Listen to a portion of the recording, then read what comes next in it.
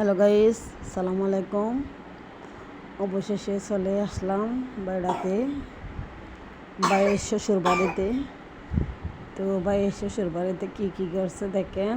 এগুলো হচ্ছে না মুরগির চিকেন, আর এগুলো হচ্ছে মুরগির চিকেন। তারপর এগুলো হচ্ছে হালিম। আমার অনেক অনেক ফেভারিট খাবার হালিম হচ্ছে আমার অনেক ফেভারিট, অনেক অনেক ভালো লাগে আমার, যা না খেলেই নয়। তো এরপর দিছে নুডলস, হালিম, মুরগির চিকেন, তারপর বিস্কিট, সানাসুর, শরবত, এগুলা দিছে। এগুলা খাই নেই, হালিম খাইছি, নুডলস খাই নেই,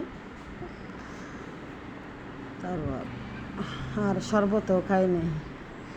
তো আসলে হালিমগুলো অনেক অনেক স্বাদ হয়েছে, অনেক ভালো হয়েছে আলহামদুলিল্লাহ। এদের রান্নাবান্না আমাদের মতন